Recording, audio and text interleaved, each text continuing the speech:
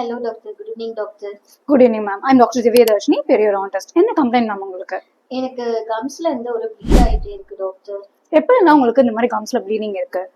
எனக்கு morning brush பண்றச்ச இருக்கு, சாப்பிடும் போது இருக்கு டாக்டர். ஓகே மேம், என்ன செக் பண்ணிடலாமா?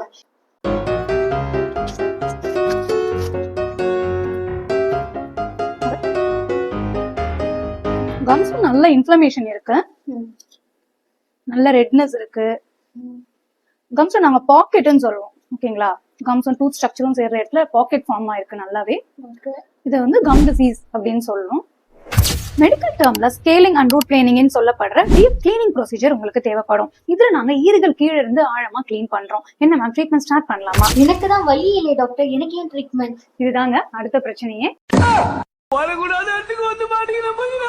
மோஸ்ட்லி கம் டிசீஸ்ல பேஷண்ட்ஸ்க்கு பெயினே இருக்காது. ஏன்னா எல்லா நேரங்களிலும் கம் டிசீஸ்ல உங்களுக்கு பல்லோட நரம்புகள் பாதிக்கப்படுறது இல்ல, எலும்புகள் மட்டும் கரைஞ்சிக்கிட்டே போய் பற்கள் ஆட ஆரம்பிச்சிடும். அப்பவுமே உங்களுக்கு வலி இருக்காது. ஸோ கம்ஸ்ல இருந்து வர ப்ளீடிங்கும் சரி, கம் டிசீஸையும் சரி எப்பவுமே இக்னோர் பண்ணாதீங்க. என்ன மேம், இப்ப ட்ரீட்மெண்ட் ஸ்டார்ட் பண்ணலாமா? ஸ்டார்ட் பண்ணிக்கலாம்.